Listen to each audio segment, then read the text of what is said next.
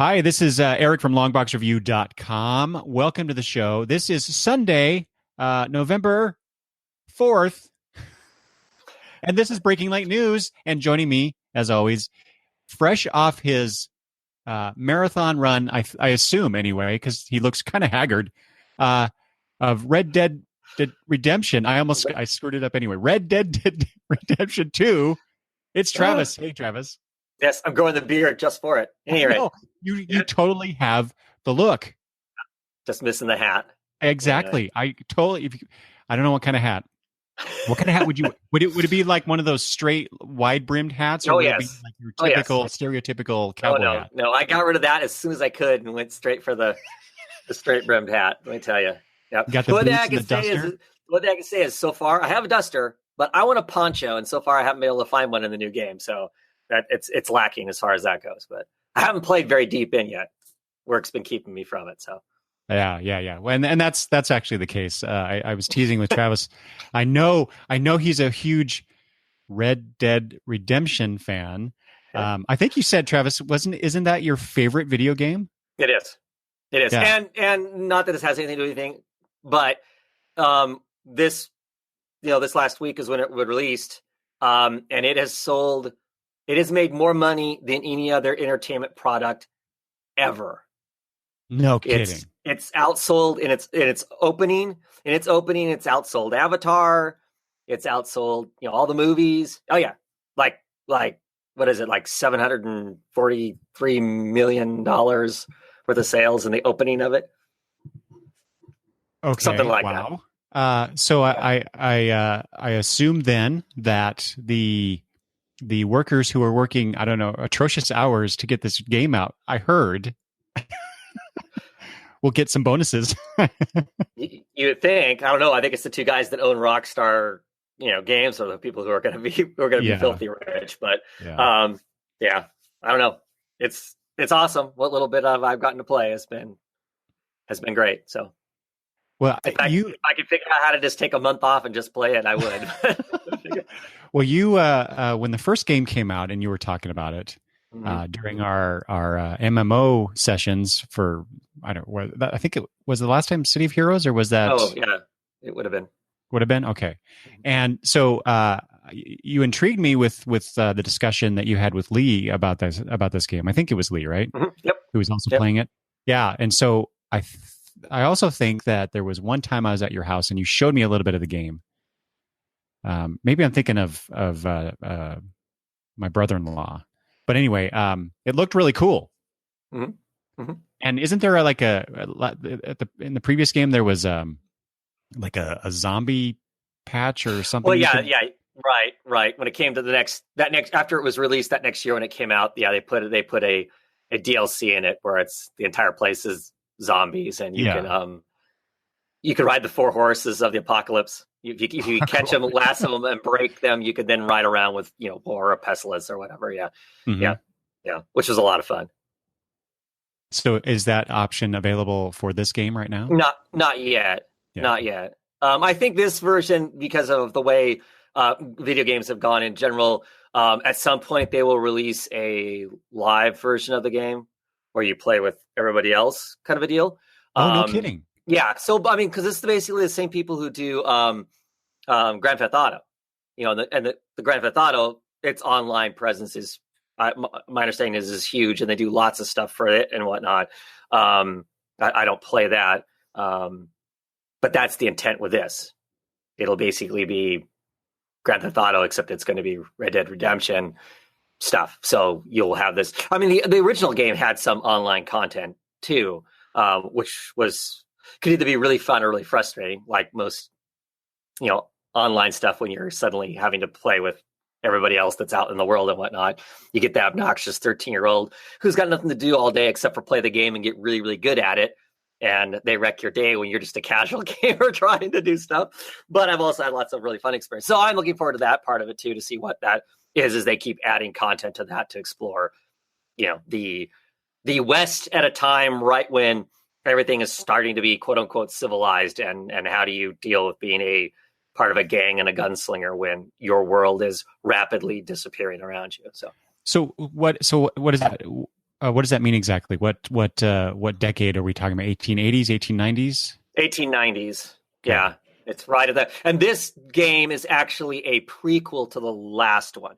The last game, you are the end. I mean, you're really at the end of it. You're a character that is coming, who's trying to clean up their act so the government will leave them alone so they can just go live with their wife and their kid as best they can. And they're basically charged with going back and arresting and or cleaning up the gang that they left. In this version of the game, you are playing in the gang that ends up getting cleaned up in the next 5 years or whatever. So you're really playing a dying breed. The fun thing is this is a long version of the game. So if you know all the other games, there are characters show up that are in the other games. You're seeing earlier versions of some of them or later versions depending on what game it is, but all fun stuff if you're into the whole continuity end of how does that all tie together. And some of the people, it explains why in the last game, why they are the way they are. You're getting to see what happens to them that makes them the way they are. So. Oh, cool. Well, I like I said, I knew you were a big fan of the game, and so when I found out when it was coming out, and I put two unrelated things together, that and the fact that I noticed you haven't been on Twitter much. I thought, oh, he's just marathon gaming right now. Yeah, I wish. No. Yeah, it's other things in life. No. Yeah. I hear you, man. All right. Well, we're not here to talk video games. That's not our focus. Our focus is comic books, of course. And we're here to talk about some news that came out in the month of October. And quite honestly, those of you watching or listening, Travis and I talked briefly some days ago, about a week and a half ago, I think it was. And we were like, what, is there anything to talk about? Are we actually going to talk about it? Exactly. And so I called I went on the internet and called the comic book news, and turns out there's some things that I wanted to chat with Travis about. And he brought up something else for us to discuss. So we're going to get into that. There's not as much, I think, to talk about, but we tend to just gab along. So yes, we have a lot of opinions. Who knows how long this will actually be? However, based on the number of things here to talk about, it might be a shorter episode compared to some of the others that we've done before this. So anyway, first up, this is in the sales department, Travis. I was looking at Comicron.com, and I brought this up just because I thought it was interesting. We always hear the doom and gloom about how the industry is dying and the end of comics. Yep. Yeah, the end of comics and stuff like that. And while obviously, while things are not what they used to be, I always I follow a lot of people on Twitter, a lot of professionals on Twitter, people who work for Marvel and DC, or are freelancers that do work for all these companies. And so a lot of them are like, the industry's fine. It could be larger. We could sell more, but what business wouldn't say that, right? Wouldn't want more. Right. Always. Sure. So anyway, I just think it's an interesting point to touch on. But so this is basically Comicron is reporting that the comic shop market, as I said, gained steam in the third quarter of 2018 as September comics and graphic novel orders rose 4% over the previous year, allowing the 3-month period to close up 6%. Now, single digits, but that's still pretty good, especially in comparison to the same period in 2017. It said, in all, orders during the past 6 months were up $9 million over that same period. $9 million. Now, that may not seem like a lot of money, considering it's DC and Marvel involved in this. I honestly don't know. I don't know how much money is actually in comics in general. Exactly, so right. I guess I should have looked that up before we started talking about it.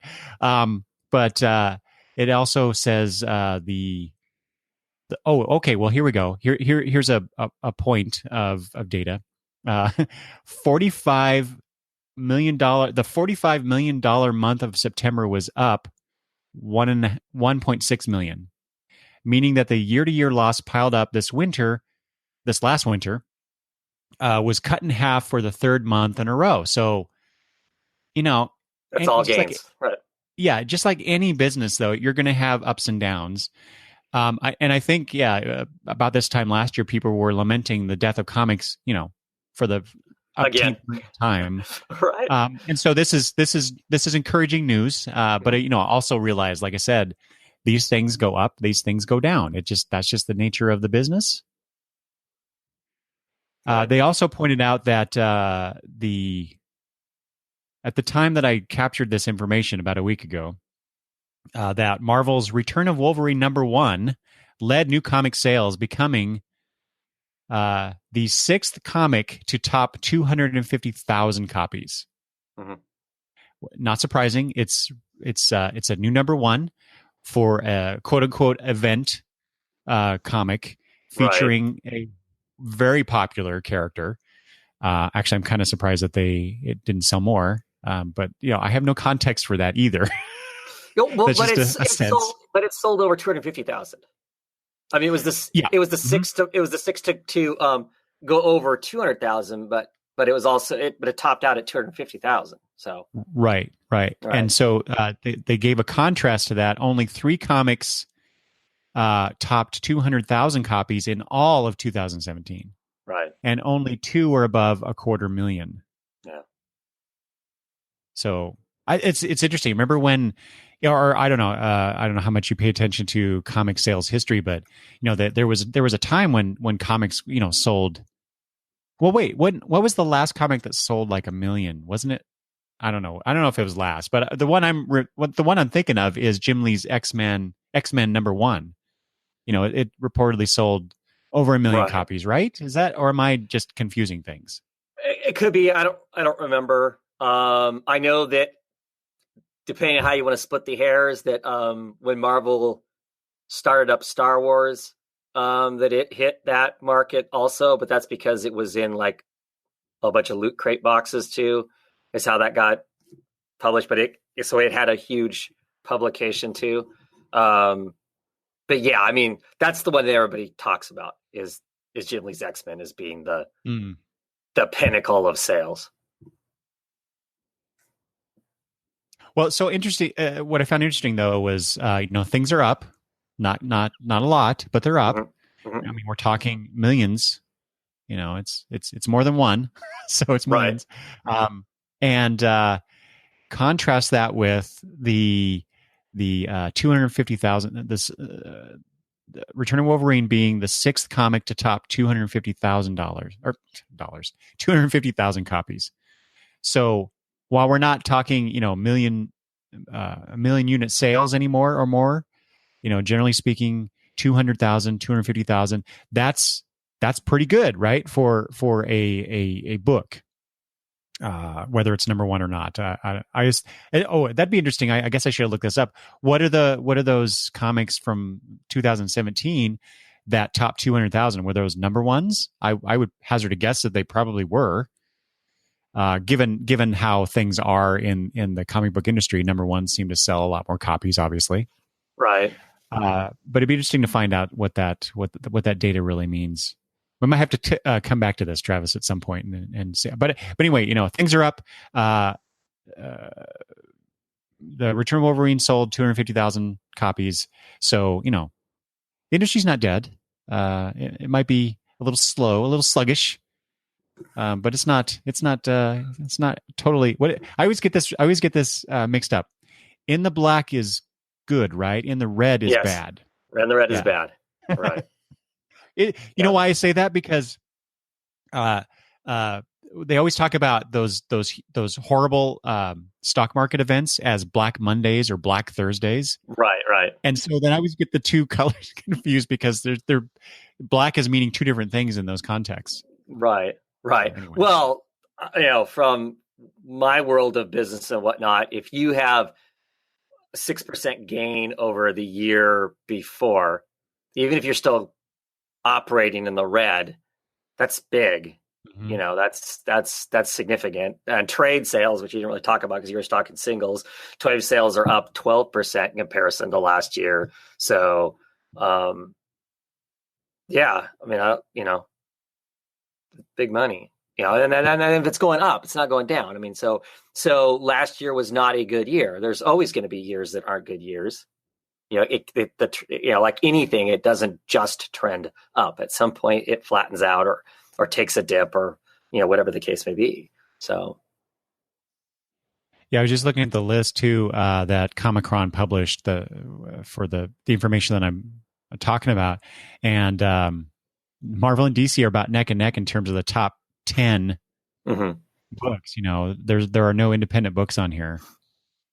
In the single issues, yeah. Yeah, single issues, of course. Yeah, I'm sure. Did they? I forget. Did they have a trade? Yeah, the trades.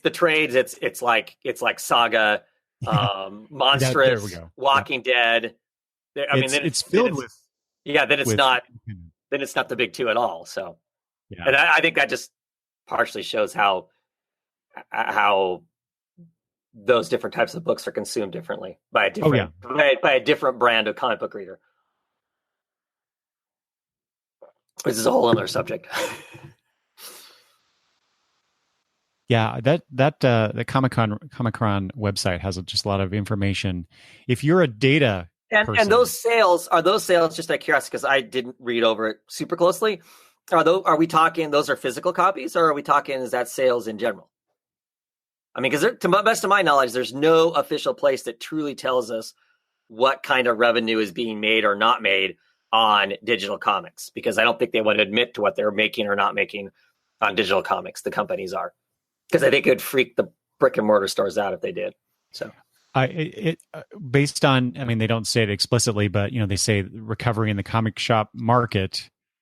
So that's Diamond sales and copy shipping. So we're talking Diamond sales. Yeah. So we're talking Diamond sales. Yeah. Okay. Yeah, it's interesting. They don't actually say that. They don't say diamond sales, but they're just talking generally about sales and copies and whatnot. Well, that has to be the only way you'd be able to get it, because each individual store, how the comic book market unfortunately works is each individual store buys the comics from Diamond, and then they're bought, and then they try to resell them to us, the consumers. Right. I'm sorry. Yeah, it does say at the very top. Yeah. In smaller text, based on reports from Diamond Comic distributors. Right. So there you go. Yeah. Cool. Okay. Yeah, just interesting data set that I wanted to point out. Speaking of DC, there is they recently announced Oscar-winning writer John Ridley, who did 12 Years a Slave, some other things too, but I think that's probably the most prominent film that he's associated with. They announced his limited series called The Other History of the DC Universe. So longtime readers will know that back in 1985, right? 85? Or 6? 86, might have been 86, you're right. I think it was 86, yeah, because 85 was with the start of Crisis on Infinite Earths. And then after that, they came out with a 2-issue prestige format square-bound history of the DC Universe, which was really awesome. So now we have this other history of the DC Universe. And so as they said, this series will explore DC's past through the lens of characters from disenfranchised groups. Issue 1, with art by Alex Dos Diaz, will feature Black Lightning. Future issues will feature characters Karen and Mal Duncan, Bumblebee, and I forget Mal's superhero name. Travis, do you remember? with the horn, what is it? Yeah, it's not minstrel. What is it? I can't remember. Oh, I'm such a bad Titans fan. I know. Oh. Anyway, the Duncans. Yes. Tatsu Yamashiro, which is or who is oh boy, Katana, is that Katana? Yes. Yes. Yeah. And Renee Montoya, of course, Mhm. from she's I don't, what is she in the New 52 Rebirth era? Is she still a cop? Yeah, she's a detective. Okay. Yeah. Yep. So she at one point she actually became the Question Right. in pre-Flashpoint timeline, which Mhm. I always liked that character, her becoming the Question. Mhm. So, and we talked about this before, right? We were the Question and why not What? her instead of the other Yep. dude? Yep. Yeah. Okay. Last month. I won't get into that again. But anyway, I thought that was interesting. It says this story isn't about saving the world; it's about having the strength to simply be who you are. I just thought this is. I mean, obviously, we haven't seen anything. I haven't anyway. They've only announced the one artist at the time that I captured this data or this information. So to me, this is a great idea. I'm always very open to bringing in new or fresh blood, so to speak. Someone bringing in people from other areas, not just the people who have been in the comic book industry for years and years and years. Mm-hmm.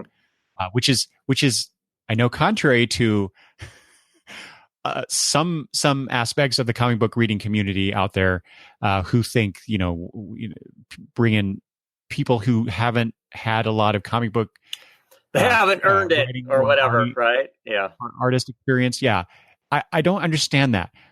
That just to me that just breeds a kind of inbreeding, so to speak, of impacting creativity and just doing the same old thing. Whereas you bring in these new perspectives, new right? Exactly. Mm-hmm. Yeah, 100%. And you get someone who has. Did you see 12 Years a Slave? Yes.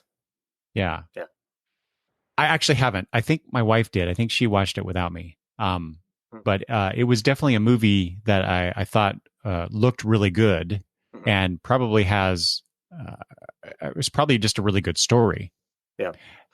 So having this Mr. Ridley come in and do this, I think, is a really potentially a really interesting take on the DC universe. I'm really looking forward to it. I mean, I like any take on the DC universe. If you're going to kind of give us a different version of the history, because me and you, of course, are big DC fans. So for me, anyway, I'm always tickled by anybody who wants to, take a poke at it. I'm doubly intrigued by let's tell a history from the eyes of, the disenfranchised, the people that we normally would not, that we would not see that through. And then to, from a purely representative point, it be written by somebody who would have a perspective on that per se me and you wouldn't, kind of a thing, is great too. I mean, that makes it, to me, interesting on an artistic and informative level beyond my just general geekiness with the DC universe and be tickled anytime anybody wants to, give me an encyclopedia of how the DC universe works, kind of a thing. So, yeah. I don't know. Is this a series that you would get as it comes out month to month or whatever the schedule is going to be, or do you wait for a collection? Because this seems like a really good collection thing. I will buy it both. I will buy it in singles. One, because I want to see it as it's coming out, because that's how I am, and I like single issues. And two, I buy it in singles, so it ensures that we get to see the whole thing. Well, and beyond that, more things like this, right? And then if it's good, it's one of those things that, because I like the DC universe and whatnot, I get a nice version of it to sit on the bookshelf and go, ooh, look at this kind of thing. So, yeah. Mm-hmm. What do you think of the particular characters that they've already identified? It seems like besides the Duncans, obviously Katana and Renee, those are pretty well known characters. Mm-hmm. I mean, I'm sure some people would say the Duncans are also pretty well known. They're obscure. No, they're obscure. I don't know. Bumblebee's in DC Superhero Girls now. They've been in. Okay, yeah, but you're talking about such a a wide berth of audiences when you're talking, DC, superhero girls versus what this is going to be. It's not like maybe 15 years down the road, the kid that was reading that is going to turn around and read this other thing. But there's no, I think that's such a wide gap between content that you're not talking to the same audience whatsoever. So, for sure. So yes, Bumblebee was even briefly in Young Justice, right? Mm-hmm. I mean, and so was her brother, actually, briefly. Except in there, he ends up being the Guardian. Doesn't he end up being the Guardian in that? Mal? In that, yeah. Doesn't he end? Yeah, that's right, and that's who he was for a brief time in the 1970s Teen Titans series. Right. Okay. So those characters are obscure. I'm sorry, they are. I mean, it's not it's funny. It's not like Black Lightning, who has a TV show now, who is now going to be the lead focal of the Outsiders that's going to be starting up again. I think he's probably one of the easier named characters in it. I think he's I like the character. I like Pierce. I think he's an easy give me as far as the disenfranchised characters. I don't know. He strikes me as less disenfranchised. He is an Olympian. He's, depending on how they're going to work his history. He's got. Sure, but he's still a black man in 100%, in America. So that's 100%. Right. Yeah. So I'm interested in I like all those characters. So I also think it would be intriguing if they were telling the story from somebody I really don't know's perspective too. Yes. Yeah. Well, and I wasn't thinking about this until we were just sitting here talking, but it's like, what other characters could they pull into this? How many issues is it going to be? Do we even know that? Oh, I don't know. You're right. Hold on. Let me vamp while I look this up, Travis. Oh, okay. But that's what I was thinking. Who else could you pull that would be, that might give you something else? Some other kind of perspective. So, African American perspective, Hispanic perspective, Asian perspective. I don't know. I may be curious to see what we could do in Native American. There's a lot of different characters there, and it's 5 issues. So if that's it, then Black Lightning, right? Katana, Renee, the Duncans. So that's 4. Who's going to be the other one? Or maybe that they all come or is together? It a blend? Or is it a blend of all of them? Is it literally going to be this issue's just this person, or are we going to see them? Maybe not together per se, but get over those issues. We get each of their stories crossing throughout the thing. Oh, I didn't realize this. So this is, like I said, 5 issues. This is a prestige format. Oh, okay. Series.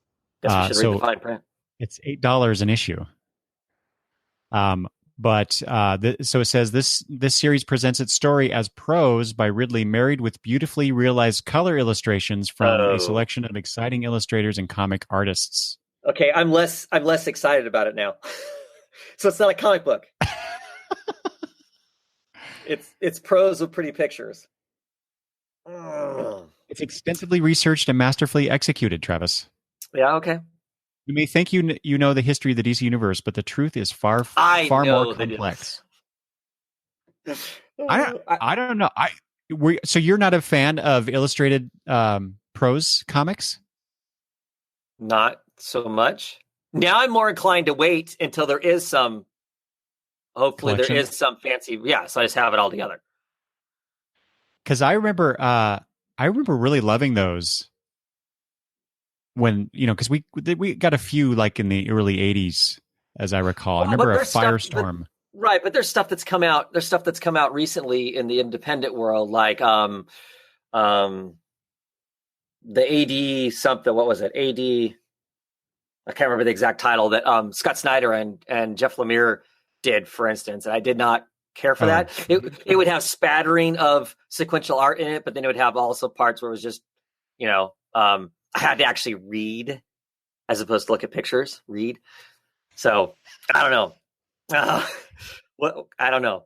I mean, I'm still curious. I'm curious because I am a DCU history fan and whatnot. So that is something that I would pick up, but I don't know that I'm inclined to pick it up broken up into parts. So so like I want to get. I'm hoping Christmas is nice to me. I want to get the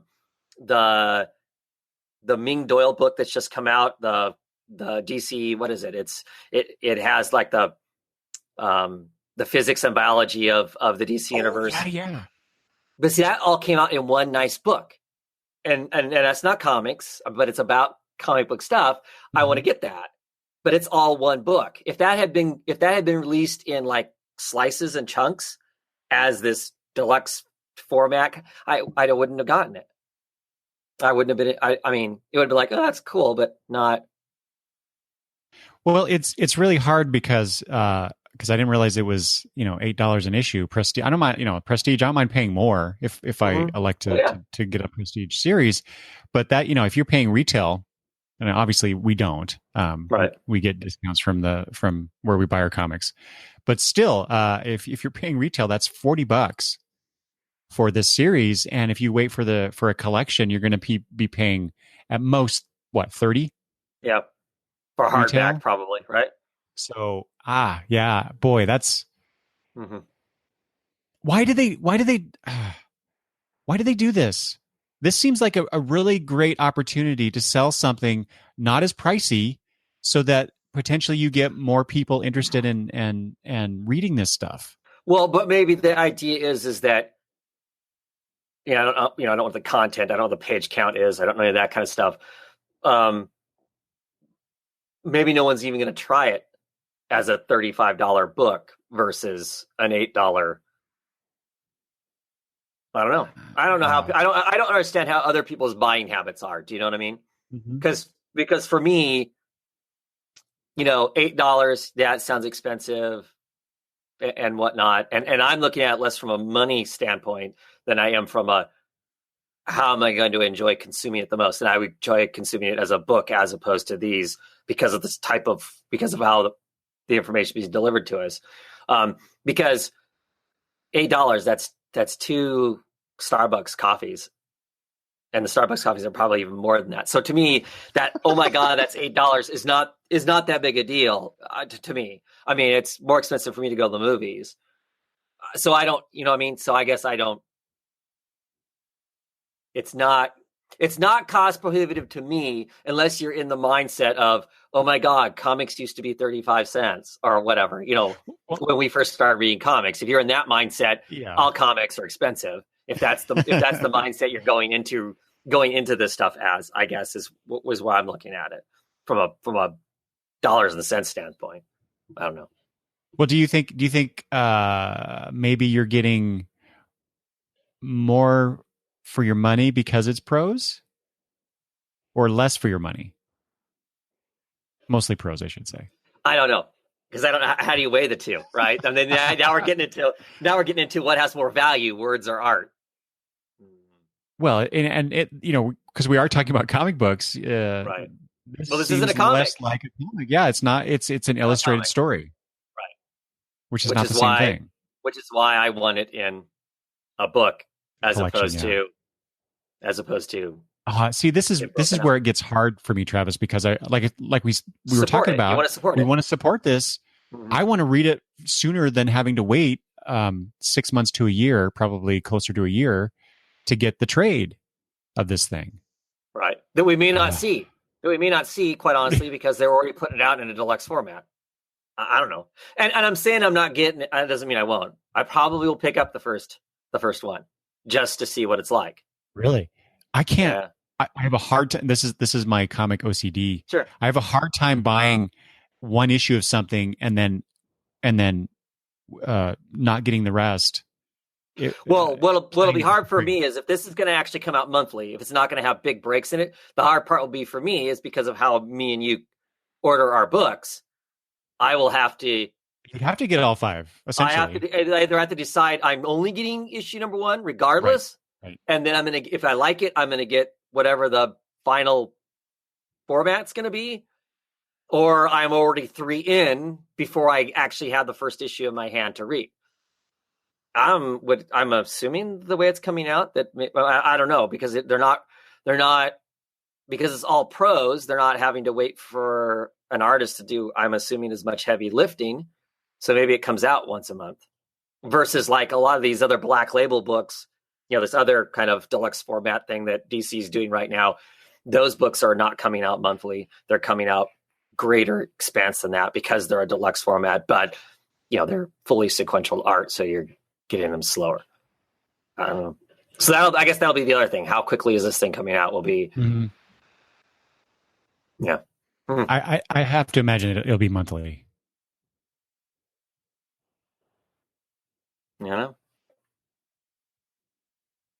I guess I'll wait and pull a trigger on that when I'm ordering the comics and it comes up in the list. I guess. Yeah. So before we started recording, Travis and I were talking about the Comic Cons. I asked him about Emerald City because that's a con that both Travis and I try to go to. Mm-hmm. I've had to skip the last 2, I think. Yeah, 2. You went? Did you go last year? You went last year. Yeah, last year. Yeah. Yeah. So anyway, we're just talking about Comic Cons, and this is appropriate because this next bit of news, Travis. I know you and I think both you and I agree that going to San Diego Comic-Con is probably just like out of the picture. Not because of the expense or the travel or whatever. Because I think we could swing that. It's we just don't want to go. It's the utter. I mean, yeah, it's the utter zoo of it. I mean, there's a because you've gone, I've never gone. So there's a small part of me that's like, somehow you're missing a piece of the grand scheme of being a real comic book fan if you have not gone. But just the zoo that it is at this point, does not appeal to me. Short of putting my foot in the door to say I've been there. That's it. That's all. That's the only meaning it has for me at this point. Well, okay, great answer, Travis, because you can kind of do that with this next bit of news. Like my segue there? Yes, awesome. So there is a Comic-Con museum that's being developed. They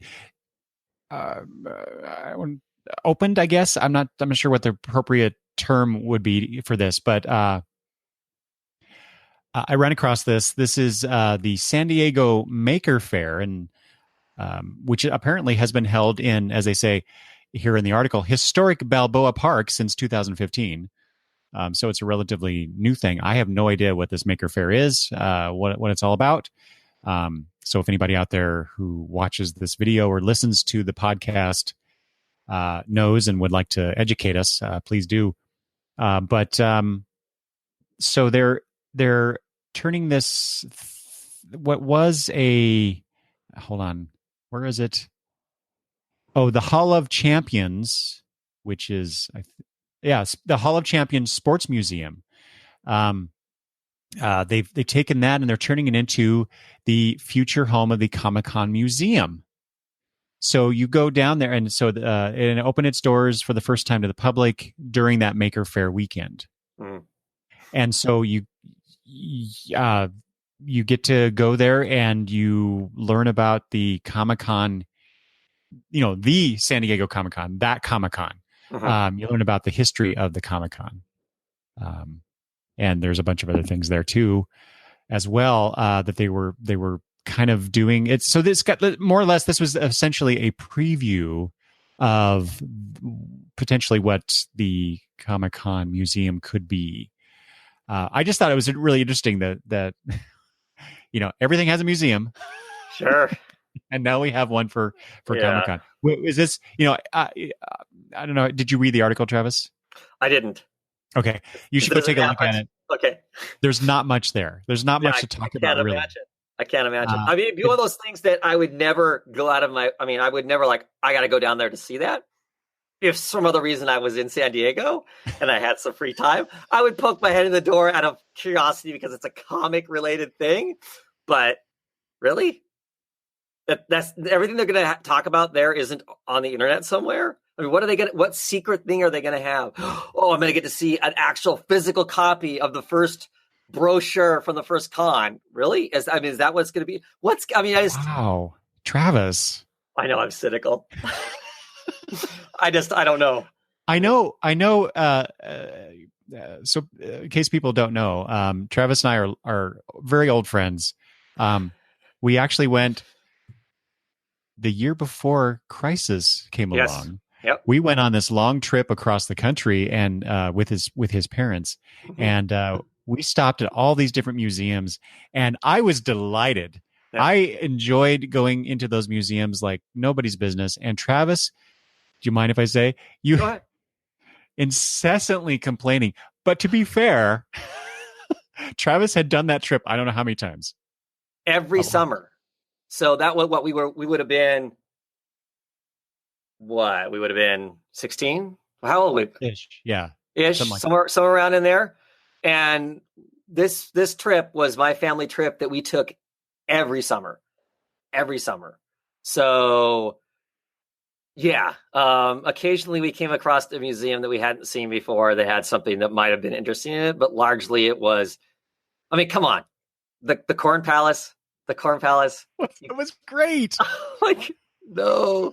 At any rate, so yes. So for me, it was like, oh my God, another one of these. So if you had gone I'm telling you from my memory, I cannot remember a summer that we did not take that trip. So that's, 10 at least summers of taking that trip and hitting those museums and whatnot. So wouldn't it be funny if you talk to your parents about this and they're like, no, we only did it like 3 times. What are you talking about? We did it way more than that. I mean, that would be funny, yes, but no, that's not the reality of it. So, but yeah, anyway. Well, I am very curious once they get this thing like really established and what the exhibits will be, and having it built up is what I'm trying to say, to what we think of as a real museum. So I again, like you, this is not something I would go to San Diego for, but if I happen to be in the city, I would definitely stop by to see this. Sure.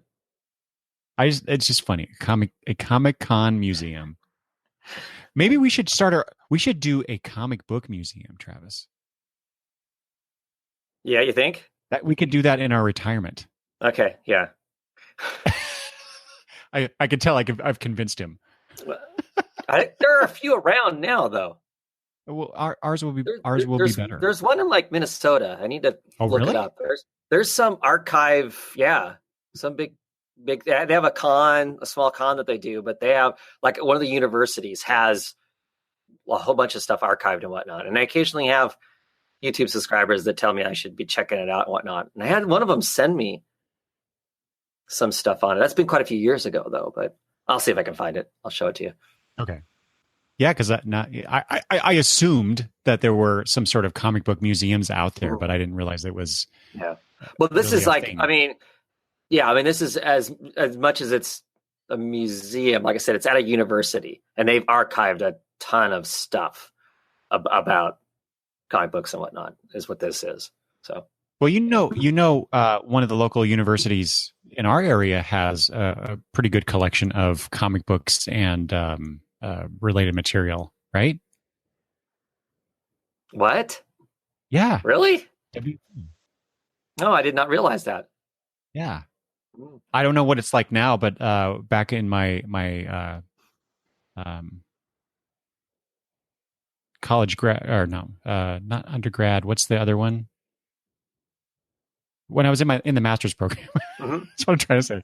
I had to find some academic books about comics, and WSU had quite a bit. And then through that, I found out, they actually have a stash of comics for academic purposes.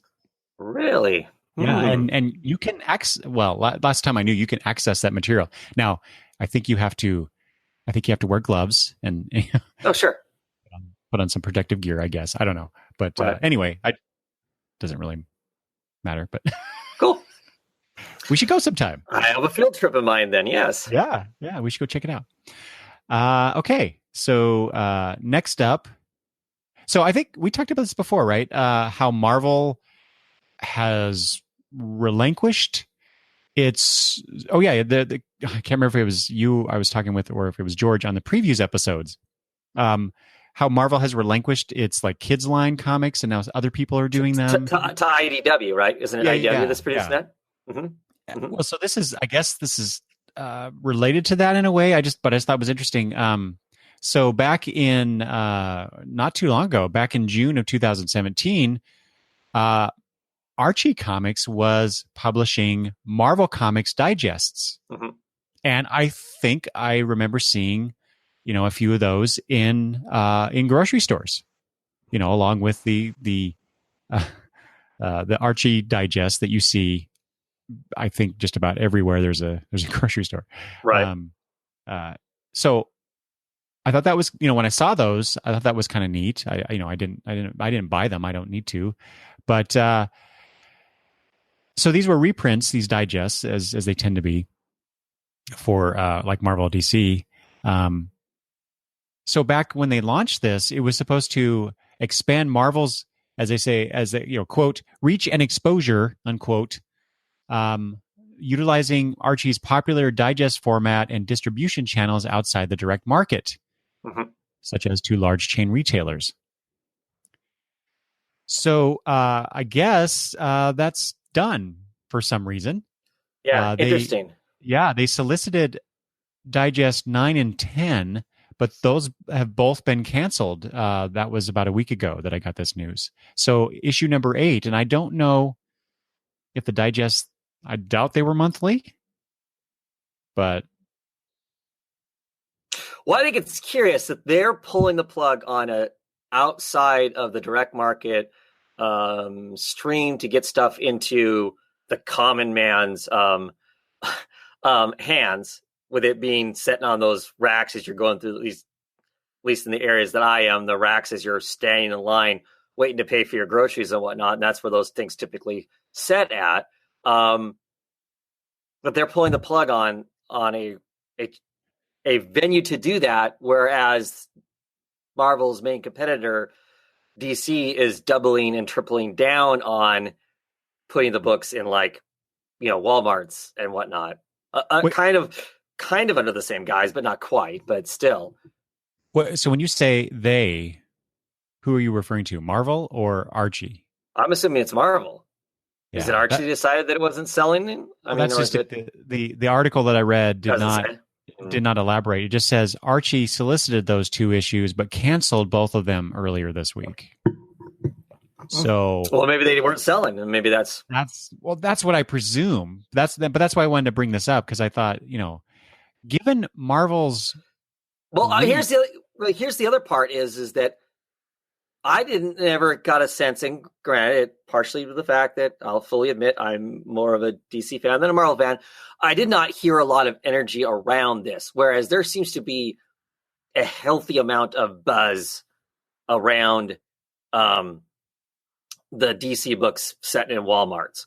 And when I say buzz, positive and negative, I mean, because clearly when the DC stuff came out, there were those retailers complaining that they were going to boycott, whatever, because, how dare they sell a book outside of their store, kind of a deal. But you never heard anything like that with the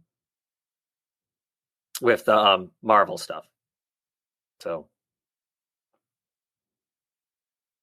Yeah, but like I was going to say, given Marvel's reach through the movies, this seems like a no-brainer to put these books, reprinting your material into, like I said, supermarkets and whatnot, in these digest forms where, mom or dad doing the grocery shopping, go to the checkout, and you see an Archie digest there, you see a Marvel digest, you got Spider-Man and Iron Man and Thor and, whatever on the cover.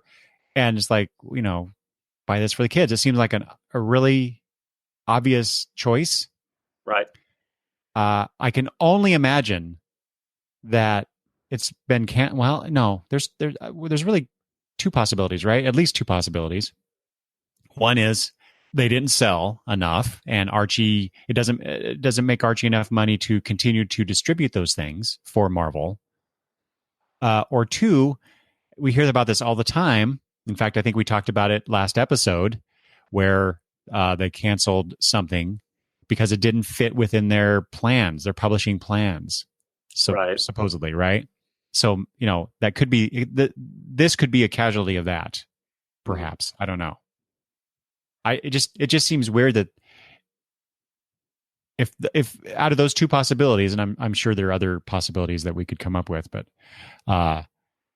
it seems rather odd either way. Right.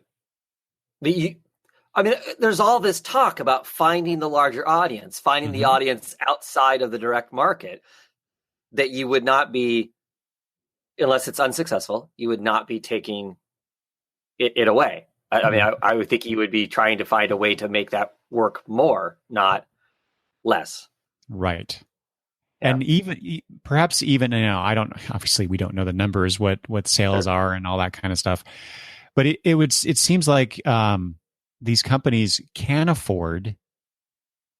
Again, I'm just talking out the side of my mouth. I have no idea.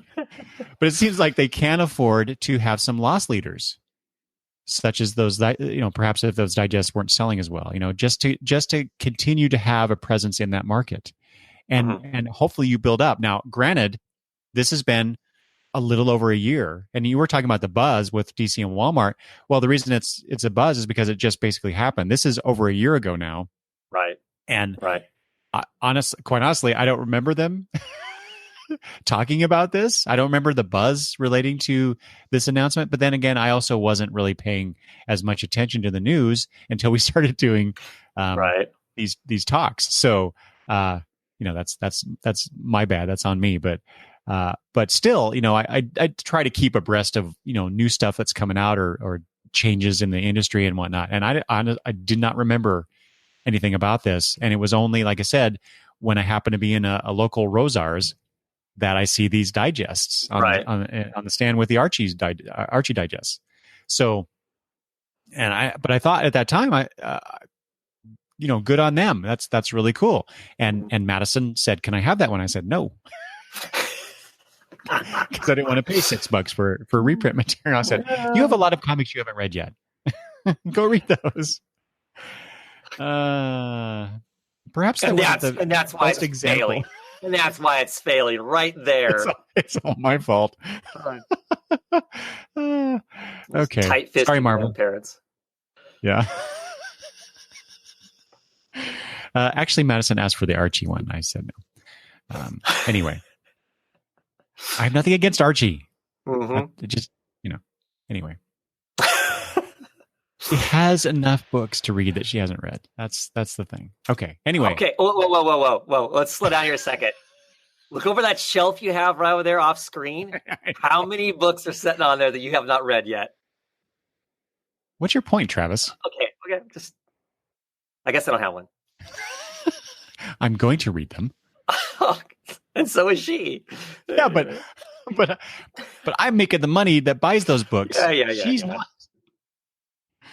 If she gets a job, she can buy all the comics she wants, and I will greatly encourage her to do so, as long as she's paying her bills. Okay. Okay. Moving on. I put this on here, Travis, for you, because it's a Green Arrow bit of news. But I wanted to find out from you because I don't think you've been reading Green Arrow recently.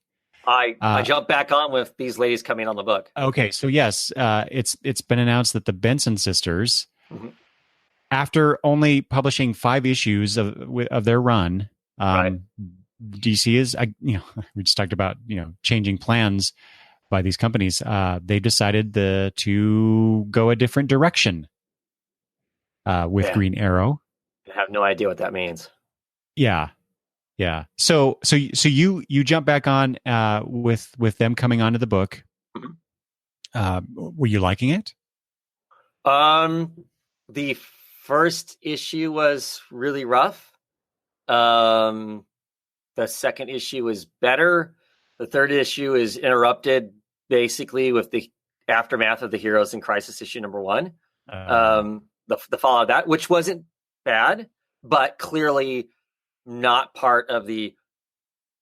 I mean, not part of. I think what they originally they intended to do. They did a good job of weaving it in. Some of the stuff that I complained about the first issue makes sense with what happens, the way some scenes were and whatnot. I was enjoying it. It wasn't awesome. I like the villain that they had created. Basically a vigilante who uses social media to level justice on people. So he picks on the the 1% or the less than 1% who clearly are making choices that are bad for the rest of society. They catch that person and then they put them on social media on like the equivalent of like Periscope or something, and you can vote as to if they should be executed or what. Oh my gosh. And to start out with, it's kind of a lark. People go, oh yeah, kill them, because nobody thinks it's going to really happen. So everybody says, yeah, kill them.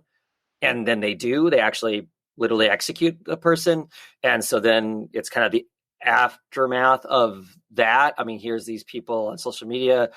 So it's kind of a commentary on social media, the way social media works and whatnot, which I thought was interesting. And yeah, so I mean, that was some intriguing stuff. So I was enjoying it. I think it's unfortunate. I think sometimes they don't get matched up with the best artists as far as for what they're doing and whatnot. So I was intrigued, and I was enjoying it. I think the Benson sisters still have room to improve some of that stuff. But this was markedly better than when I started reading Birds of Prey, and they were the ones that were starting the Birds of Prey. When the Rebirth started, they were the ones that were tasked. The two of them were tasked with that. And there were enjoyable aspects of that. I like their characterization. I mean, I think they really get the characters that are there. My criticism would be more along the lines of pacing and some of that sort of stuff as far as how a comic book works. And then I think that's something that if you're new to comics, that's probably the toughest thing. And I would lay as much blame on editors as I would on them, because, right, the editor is the person should be telling you this works or this doesn't work, and this is, possibly how we should fix it, right? So, Emerald City Comic Con comes around. That's their big announcement. They're going to be doing an annual, and it was implied, without officially implying, that they were going to be doing more Green Arrow work.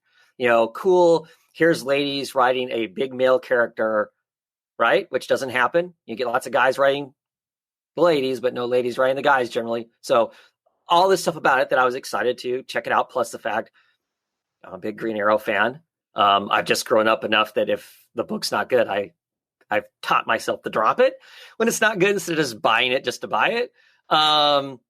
So yeah, I was looking forward to seeing what they were doing. But they're basically going to get this storyline. They're going to get this arc of this character and then of this villain that they're dealing with, and then obviously it's going to be done, I guess, which I don't think was originally the plan.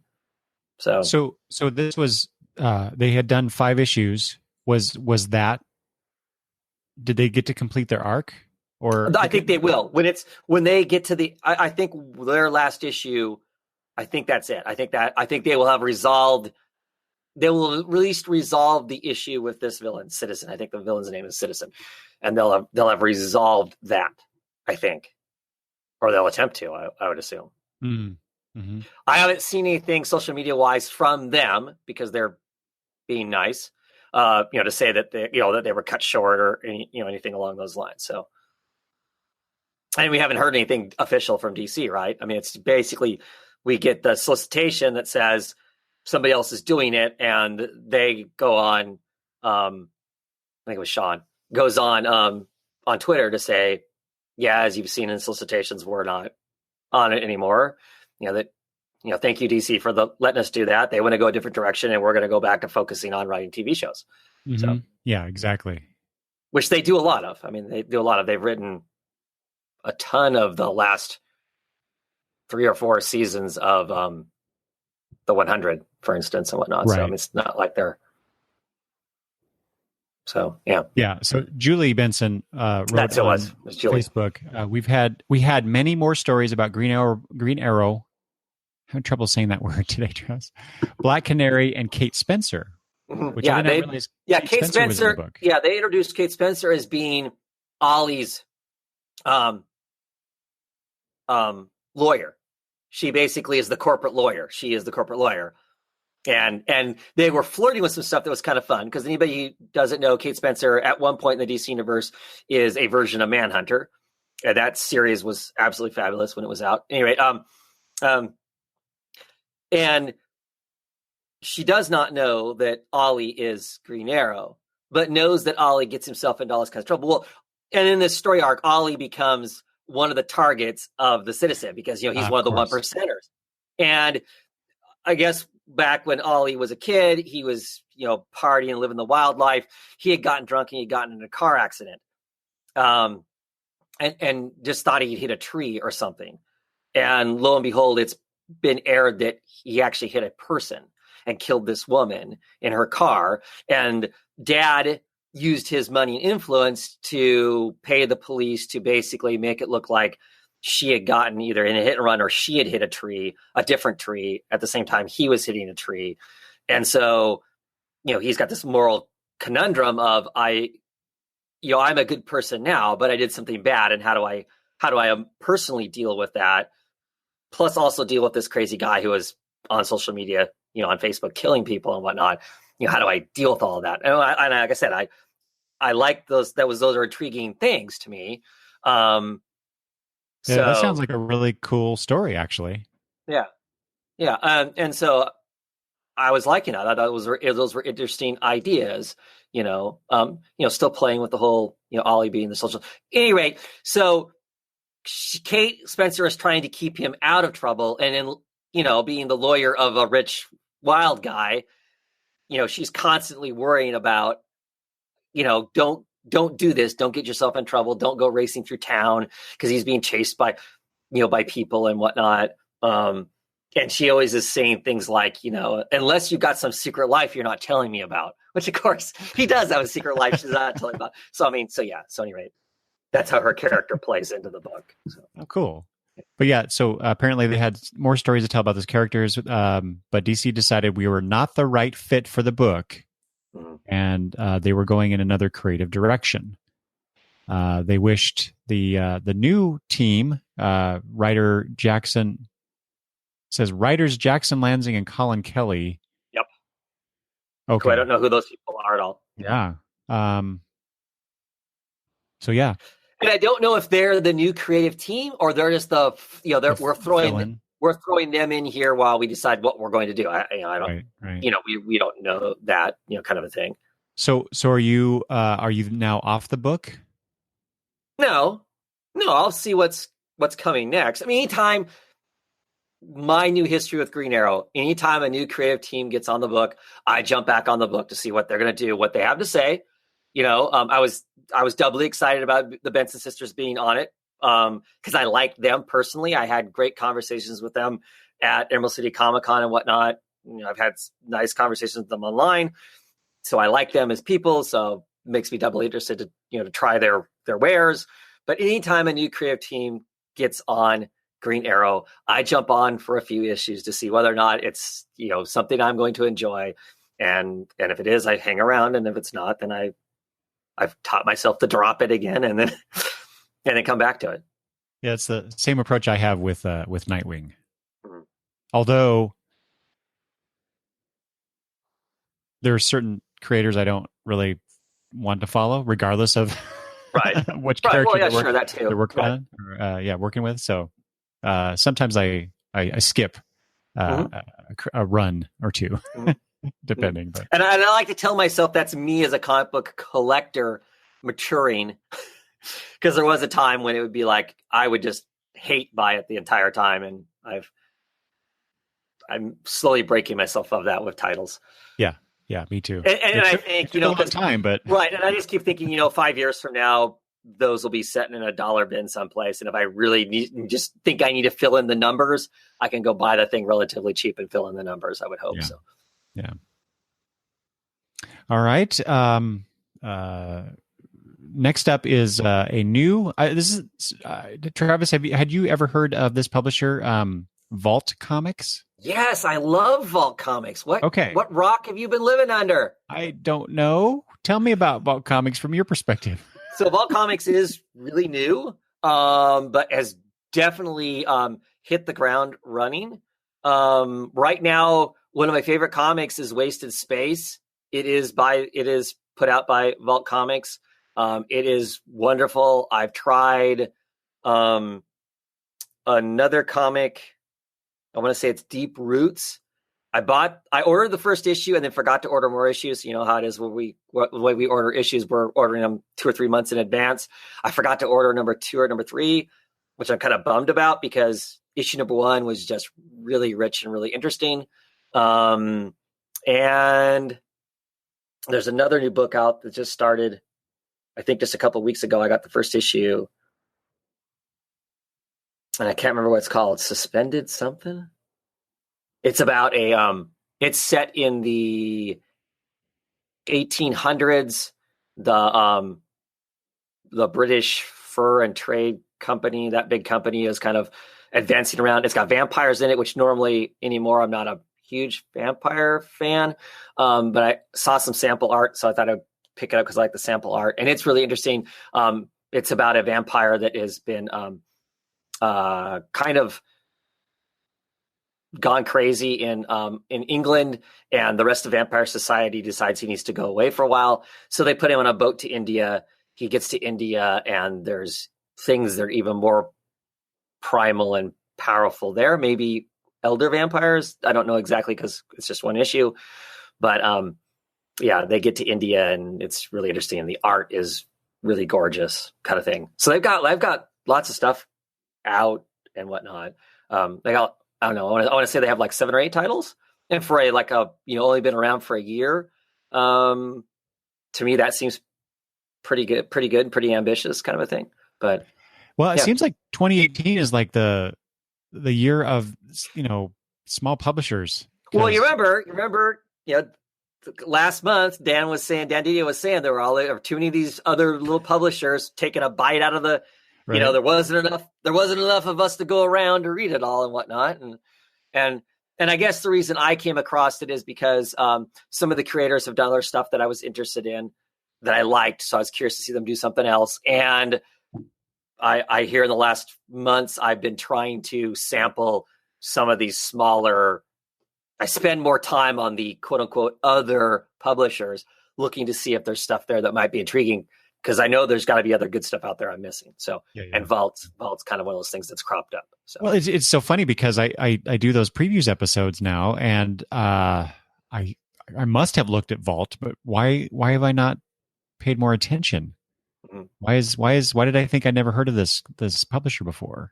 I don't know. Anyway, it's weird. Anyway, so that aside, I thought this was interesting. I'm always looking at what comic book publishers are doing for younger readers because it's all great and fine that there's a lot of content for people like us who have been reading comics for many years.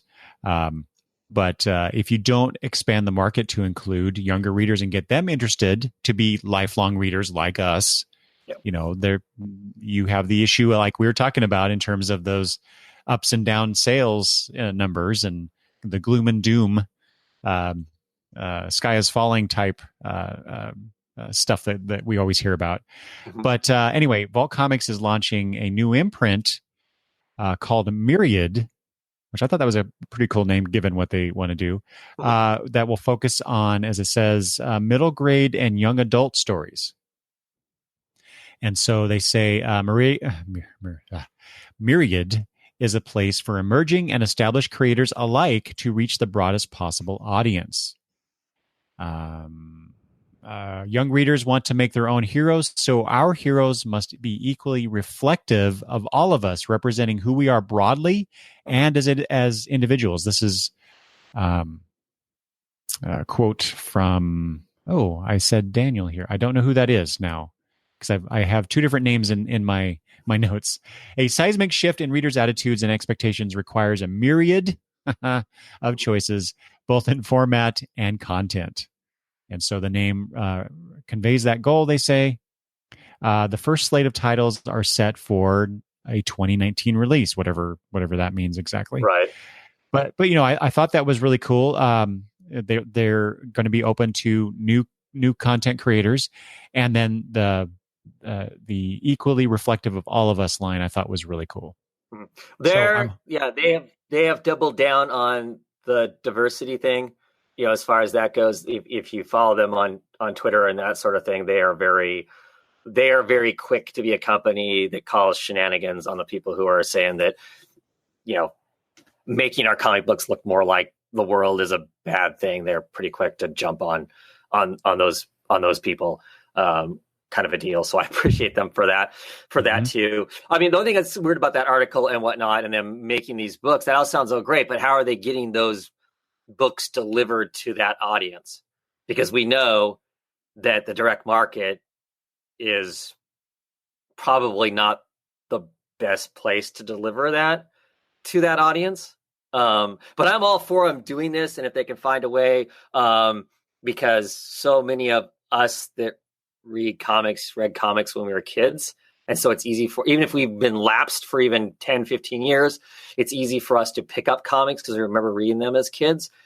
I find it very hard to find adults that never read comics as kids and trying to convince them that a comic is something that they might want to try, because it's just alien. It's not something that, so if you can get them, when they're young, when you get them young, well, then if nothing else, like I said, even if they aren't interested in, even if they are lapsed readers or whatever, they're not resistant to the idea that at some point in their life that, picking up a comic book, even if it's about not what they read as kids, would be an interesting thing. And as an industry, it needs that, right? I mean, that's clearly, we're not getting younger.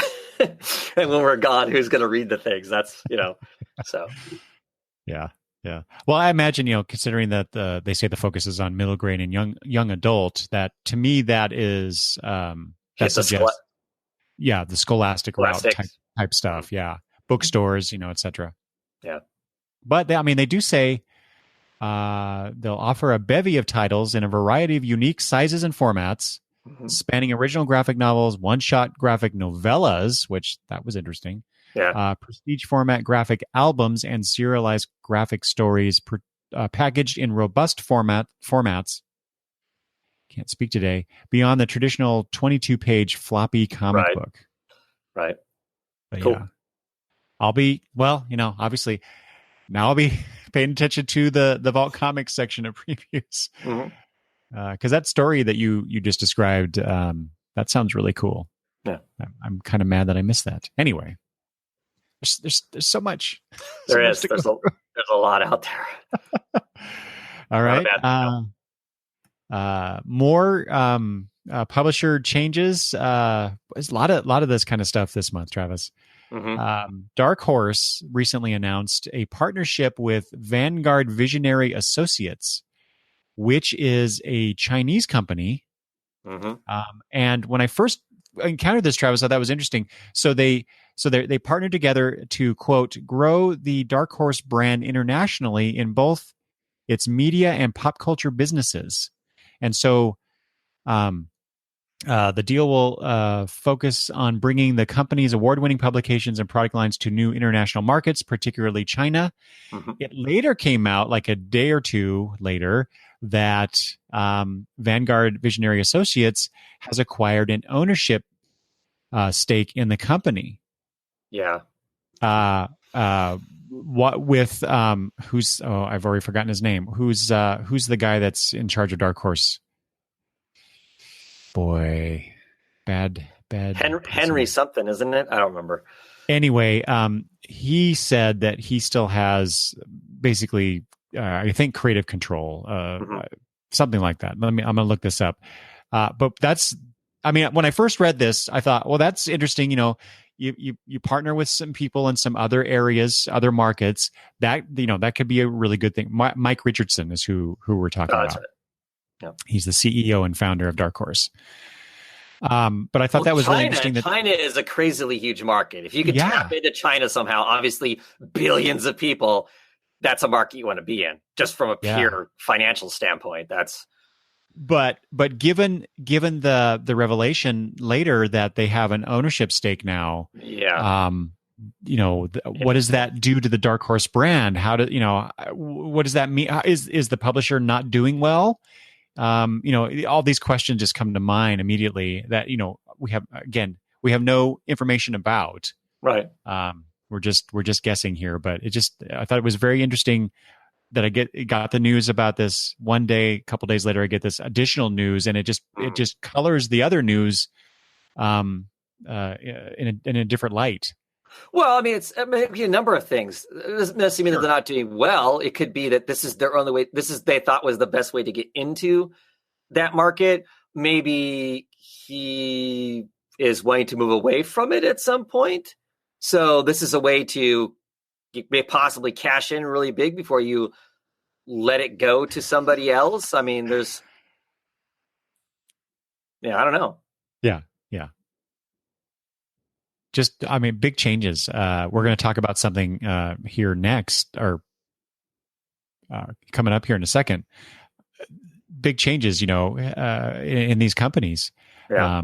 You had Marvel be bought by Disney some years ago now, and DC's had a bunch of changes. Mm-hmm. It's just really. Sorry for saying this word over and over, but it's really interesting to me how this stuff is happening. It all seems to kind of be happening sort of all at once. Not really, but right. A lot of things converging. Right. Well, and it's not just that how does that influence what we're getting? Sure. Are we not getting something that we might want because some parent company suddenly buys something and takes over, or suddenly decides to take an interest in this thing they have? I mean, like we're talking about with the Dark Horse and whatnot. So they haven't lost creative control, but how much leverage does that ownership start to have there? And so, is there a level of censorship that might be involved because of that? Because clearly China operates differently than we do here in the United States, for better or for worse, in a myriad number of ways. So is their influence great enough that Dark Horse won't produce something that we might find interesting that might be considered offensive in China in some sense, right? I always hate to hear that. I hate the idea of thinking that some larger entity is keeping me from getting to see and or read something that might be of interest to me because of their values versus because I live in an ideal world where I'm a consumer of creative art, and it becomes less art and it's more corporate or whatever dogma, as opposed to just being art that the creators wanted to do because they're beholden to some other master, right? Okay. And it's always been that way. It just feels like here recently we can see the strings controlling the puppets more, and that frustrates me. Okay, well then let's jump to the other thing then, because this dovetails very nicely. Yeah. So this is the news bit that Travis brought to my attention some days ago. I think everyone's heard about the controversy over what is the Bat member. The Bat member. I was going to say the Batwang. Yeah, sure. That's what Bill's calling it. Yeah. Anyway, so there was this article talking about how the new DC head Pam Lifford, which I think whom we have talked about before, how she was going to take over for Diane Nelson, or to replace Diane Nelson. Mm-hmm. apparently, it's been reported that Pam Lifford was greatly displeased with the appearance of the Bat Junk. Yep. The fallout has led to a total rethinking of the adult-themed Black Label line, and also changes at Vertigo Comics to bring them into line with Lifford's vision, or perhaps DC's internal interpretation of Lifford's vision. So, is that not what you just described? Yes. This like, so this is a person who is all about branding. She worked for Marvel Disney, is my understanding, at some point in some capacity. She's all about branding, so let's not do anything that's going to hurt the branding and whatnot. I mean, here's the one thing that makes me happy. Now I completely understand why there was a sudden freak out over the whole bat penis in the Batman Den book. Now it makes perfect sense, because I continued to just be baffled by how that could have gotten through all of the editors, all of the people that would be in charge of that, the conversations that would be have around that, that to make it to print, and then suddenly. So this is clearly somebody who actually was not paying attention to the day-to-day and now suddenly feels the need to be influential in the day-to-day in some sense, or at least has the bosses scared, and the bosses are Lee and Ditto are now turning around and scaring everybody else.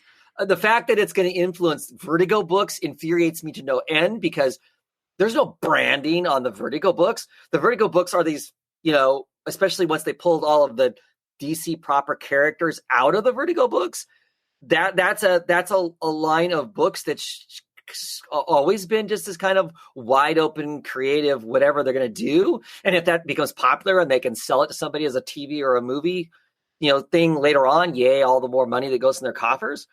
But if it's going to influence that, I find that doubly infuriating, especially if this person doesn't have the same values that I have. I mean, I didn't know that I needed a Bat member in my book, and I don't.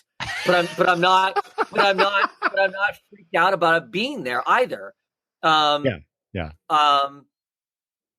So yeah, and now it's going to change what everybody who was involved in the Black Label books. It potentially changes all of their vision as to what they might have done. I thought that was part of the point of the Black Label book. It was an adult, and it was going to push the label on something or give us something that was completely different than what we were seeing. It reminds me of there was some controversy many years ago over Disney films, because everybody knows Disney films, the stuff they put out, right?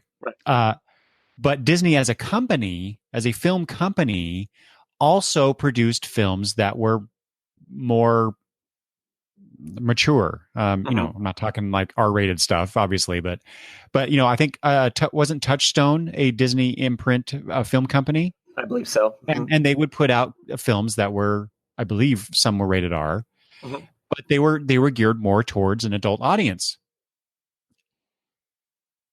That's just the nature of publishing, whether it's film or comics or books or whatever. Right. You have different lines that cater to different audiences. It totally makes sense. And doing this Black Label line now, personally, I didn't care for a lot of the concepts that they were putting out for the Black Label stuff, but there are people who are interested in those things. So, it's just very weird. I don't think that if you publish one comic that's, and I don't know, was it suggestively shown or was it like very obviously shown it was Bruce Wayne's member? I know that Bruce Wayne is circumcised. Does that give you an idea of how well I can see it?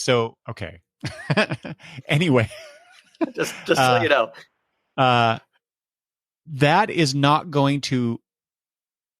that's not going to greatly impact the image, the reputation of Batman. Oh my gosh, we now know Batman has a penis. I'm assuming we all knew that anyway, because, I mean, if you look at his costume, it's hard not to know that he... Well, he also has a son. It's very well known now these days to the general audience that Damian is his son. If you watch anything coming out of the Warner Brothers animation department, They've had a series of movies featuring Damien. So it's Right. like, come on. Right.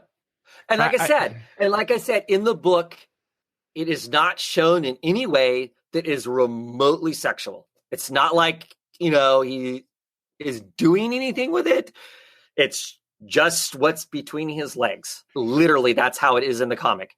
It's just, instead of having this, as he's peeling out of his thing and wandering the mansion, peeling out of his costume and wandering the mansion, and I think it's metaphorically, if I want to get nerdy about it or whatever, yeah, he's basically, burying himself from what he just experienced, peeling that all away. It's just there. It's just there. It's not in any way. It's not lewd. Well, it's not.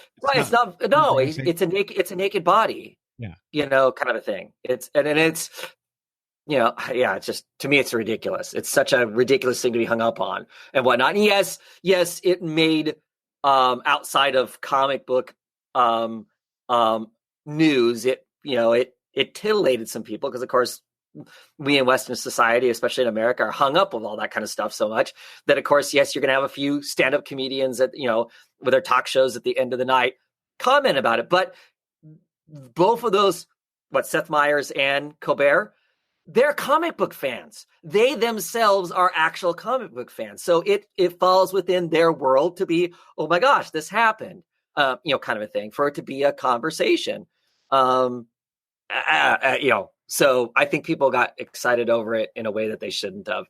Unfortunately, this person, I actually liked Nilsson. I thought she did a fine job of, it didn't feel like there was undue influence from her personally. I mean, it was her job to be that person in between, but this article definitely lays this person out to be somebody who thinks they have to have their hand in it. And I don't know, it's not their job, or I don't feel like it's their job and whatnot. Well, and to be fair, I'm getting this information from Comics Beat, and Comics Beat often will flavor. Yeah, they have an agenda. Their point of view. Yeah. In these articles. But going back to your point though, is this? I don't know. It's hard to say. I'm extrapolating. I'm assuming. But it's almost based on some of the things you were just saying, and just the general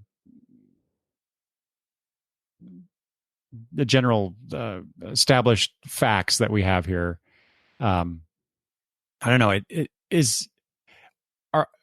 Do we have some sort of reaction to, comics are a certain thing? They can't be, Exactly. kind of like back in the, during the Wortham days. For kids. Comics are for kids, and you don't do certain things. If that's where this is coming from, or even the, and this is unfair to Ms. Lifford. Yeah, Lifford. Because we don't know. Nothing has been said by her as far as I know about there's this. no official, that's my knowledge. Yeah, there's no official statement. Yeah. But if I feel like I'm not fear. It's not fear mongering. I'm doing some sort of mongering, where because she comes from Disney, and Disney has that certain not interpretation. What am I trying to say here, Travis? The characters are what they're very tightly controlled. Maybe that's what I'm trying to get at, right? And is that what we're seeing here? Is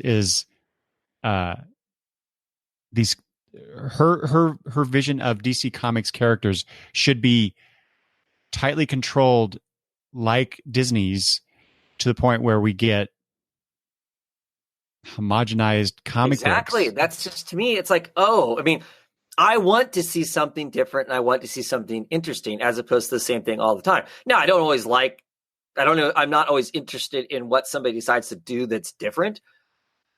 An example would be what's currently happening with Nightwing. That's just not a story I want to read with that character at all. But don't get me started on that. But the flip side of it is, they're they're trying to do something radically different with the character for a while. And I'm not gonna put that down in that sense, because otherwise we just get the same whatever, kind of a deal. So yes, if there's this somewhat narrow idea of what the brand is, and we can't venture away from that because we might hurt the brand. First and foremost, this comic, it's not like something that everybody's going to pick up, even though it was like the 4th highest selling comic or 5th in that list we were just talking about. It was like number 4 or 5. It sold 95,000 copies or whatever. So there's at least 95,000 some odd, issues of that out there. But I don't know, that disturbs me to think that I'm only going to get Batman that looks like this now. I mean, I already do get that to some degree. I mean, because come on, let's be real. They aren't going to take him too far away from the core of what he is.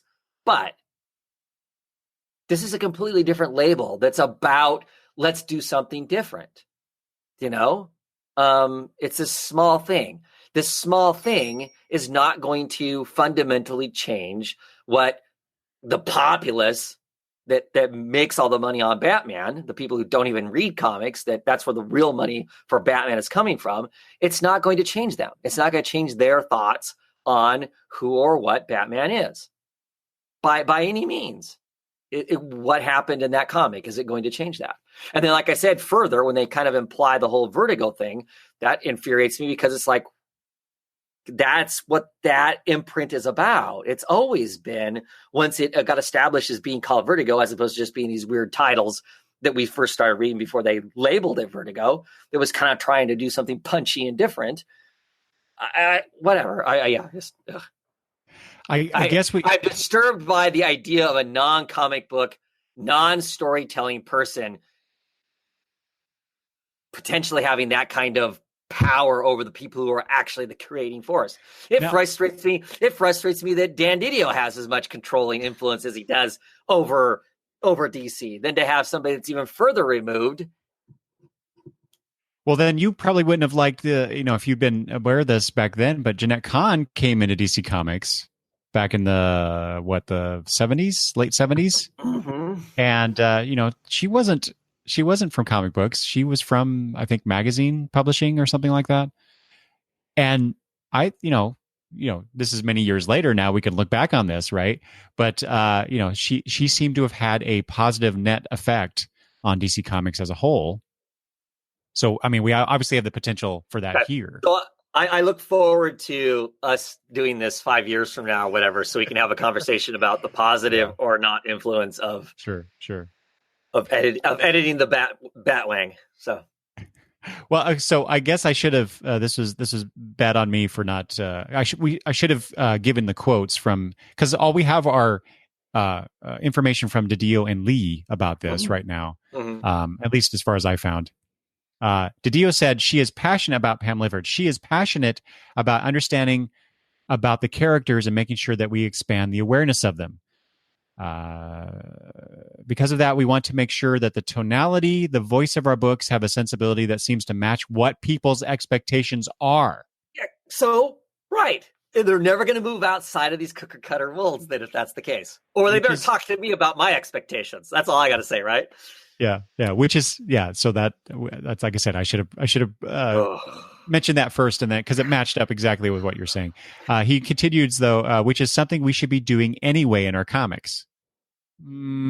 Sorry, boss. I didn't mean to do it. Lee says, I thought that was interesting, and this might be the way that it was presented in this Comics Beat article, but it says, Lee, : yeah, look, she has and I put that emphasis there. She has a vision for what this business can be, an understanding that today's consumers live in a world where this content is available 24/7, and that a fan can come into this from a number of different touch points. She's looking at it from a very global, holistic point of view, and understanding that the experience is crucial to growing our fan base and growing the business. Now, obviously, that's obviously true. But yeah, it's really interesting to see the business through that prism. Yeah, that's interesting that he would say that. They've been told. They got a phone call and said, "Look, guys. I mean, you know as well as I do from living in the quasi corporate world of the people above and below you, and how those conversations go." Yeah. Well, yeah. So, DC Comics has been owned by Warner Brothers for a long time, Yep. but it's only been in the last, 5-10 years? Since the movies, since superhero movies started making crazy ass money, that's when the sudden Interest? real corporate attention got brought to. It seems like it anyway. Mm-hmm. Now, I do agree with this. So this article here, this is by, I want to make sure I give credit here. This is from Heidi McDonald. Mm-hmm.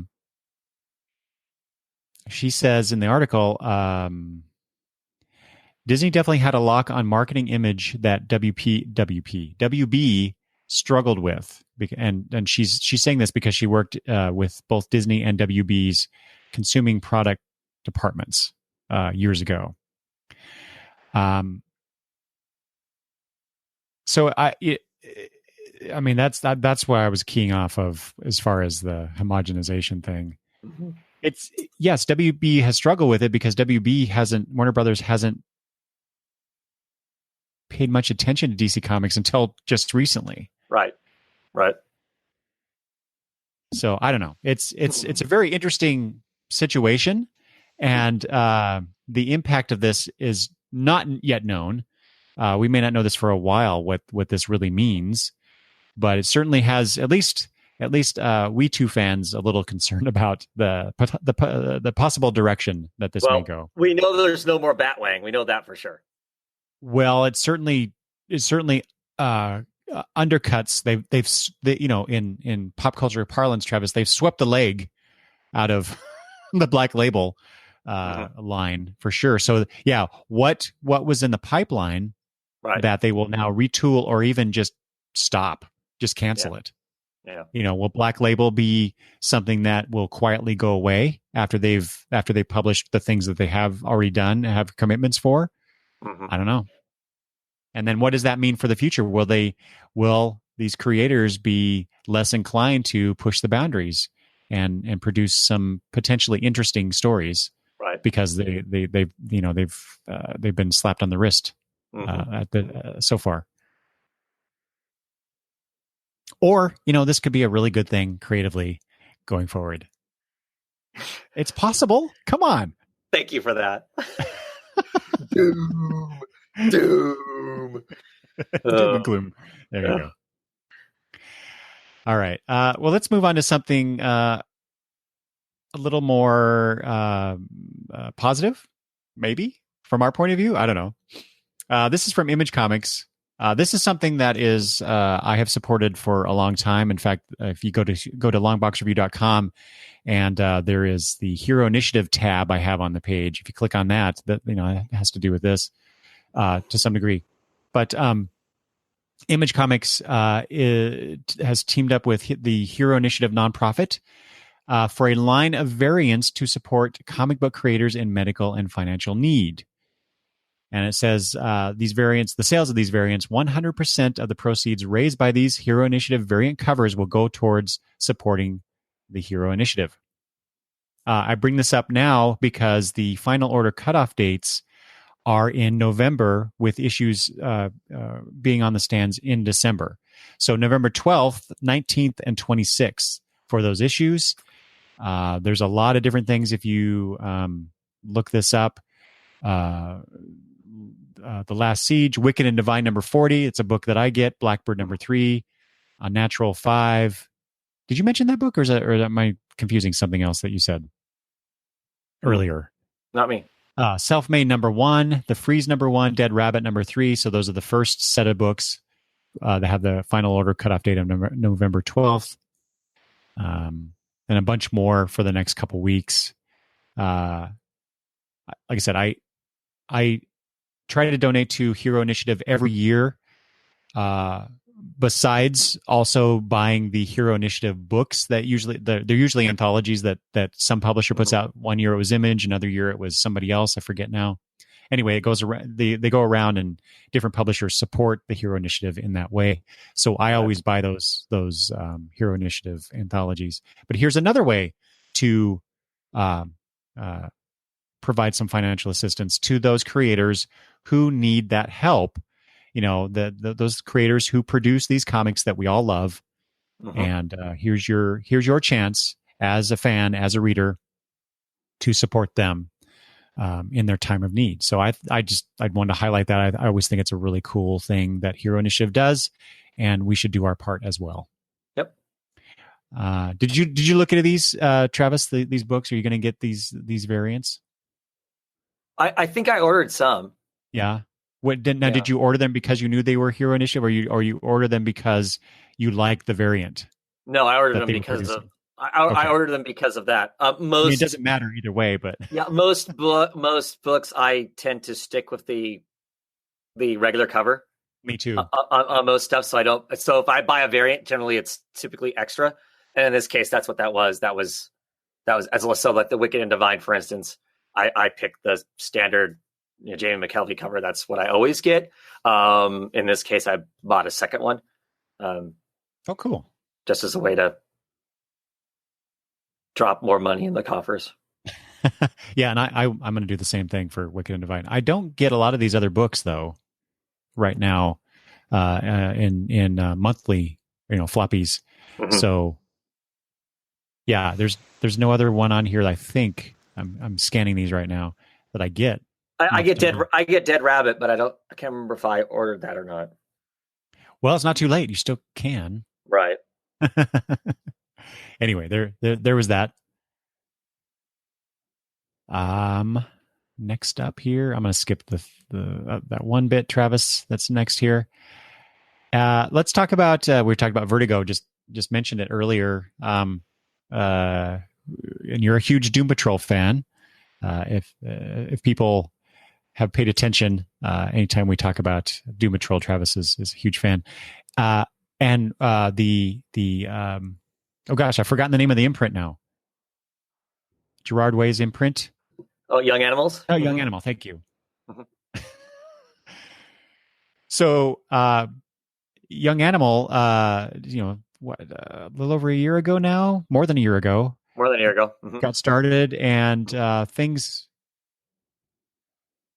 Well, I guess the first round of books did pretty well in terms of getting them out and whatnot. But the second round, as they entered the last half of their first year, I think things my impression is, and I didn't get all the books, so Travis might be able to speak more to this because I think you did. Things seem to slip off the rails a little bit. In particular, Doom Patrol itself, that series. So they finally just recently announced, and I talked about this on my last previews episode, I think.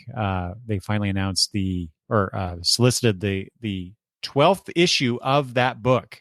I just got issue 12 this week. Yeah. Oh, you did? Okay. Yeah, it came out. Oh, it's already out. It came out this week. Yeah. Oh, wow. Okay, so why did I think... Was that the trade they were talking about? No. Anyway, doesn't matter. I put this on here not because of that particular issue, because it was recently announced that Gerard Way is working with writer Jeremy Lambert on the next chapter of the series. So I don't know what the time difference was between issue 11 and 12 in terms of publication. Do you know offhand, Travis? I don't know what the exact. I can tell you what it feels like. But what does it feel like? 7 months.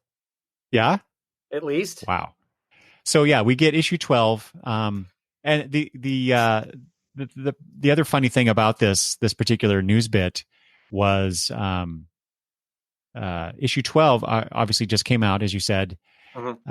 It was mentioned in this article that issue 12 was a lead-in to what is the now traded Milk Wars crossover event.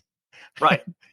I didn't read the Milk Wars event. I did buy the trade. I haven't read it yet. That's next on my reading list. So was it?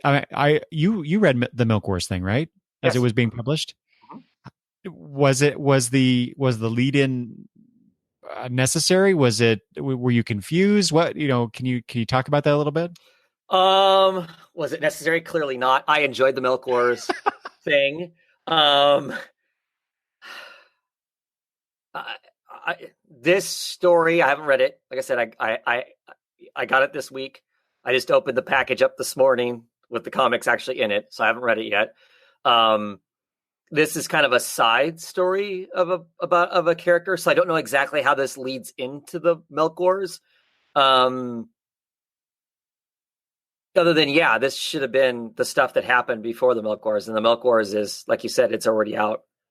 It has been out in trade. The rest of the Young Animals, the books that came out after the Milk Wars, went 6 issues and have ended before this came out.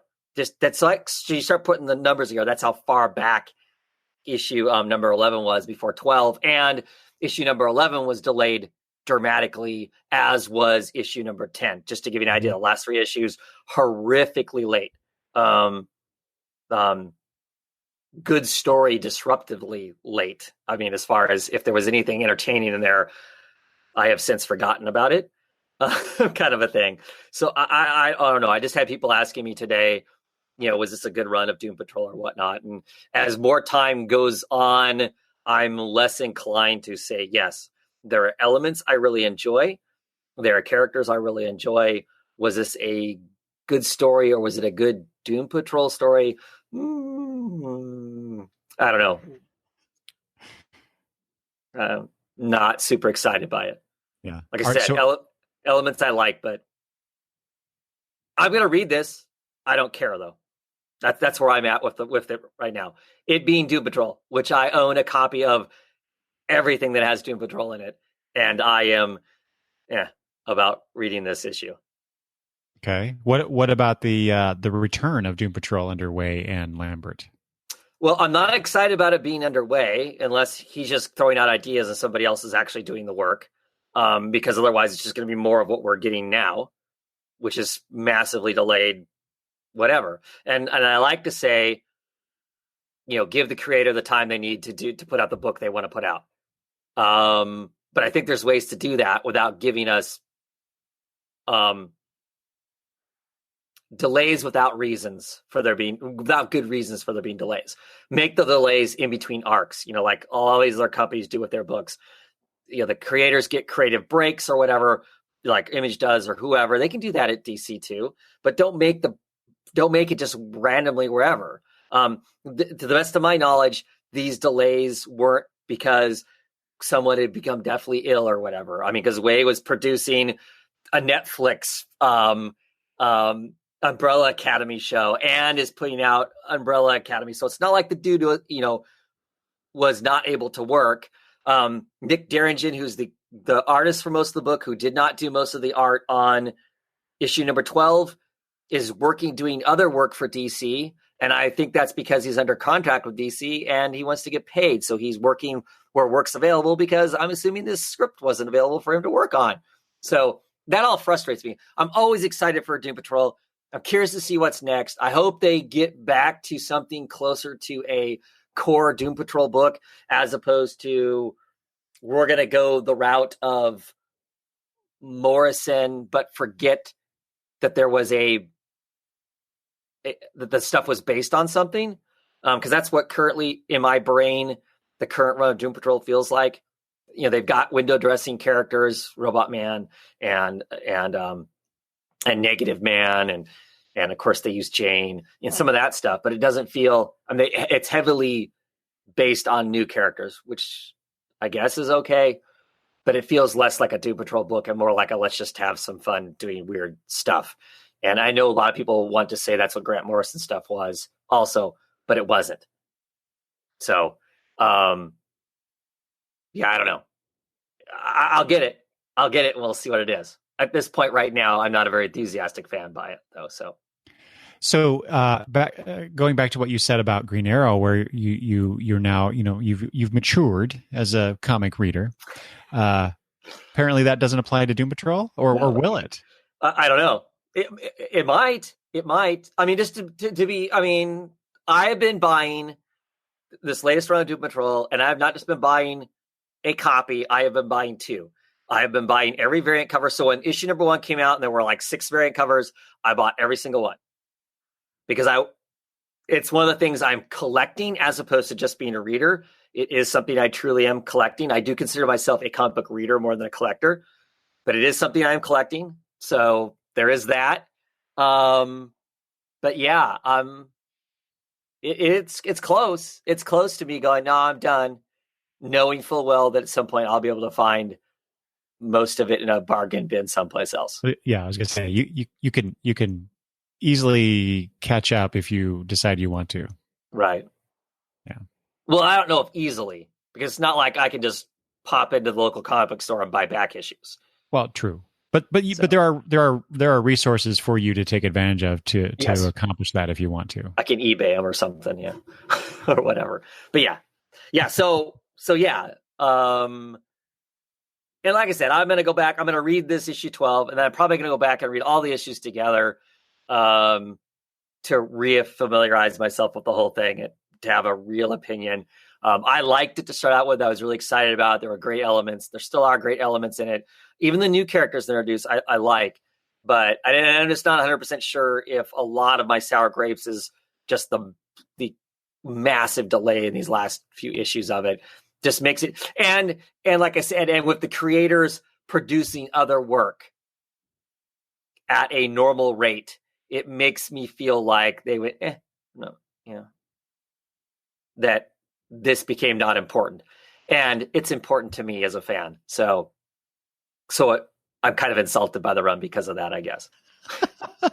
Isn't that selfish? That's incredibly selfish. Let the content speak for itself, Travis. No.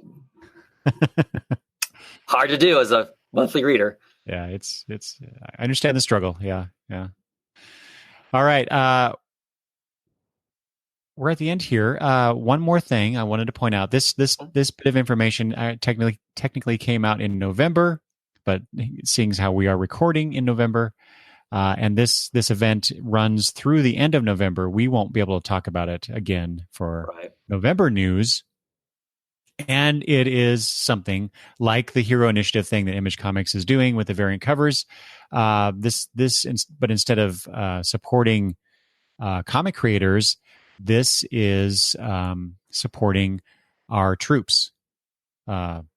This is Operation Gratitude. So Jason Inman, if people aren't familiar with him, he has a podcast. He's done video. I think I was introduced to him on YouTube through the videos he was doing, comic reviews and such.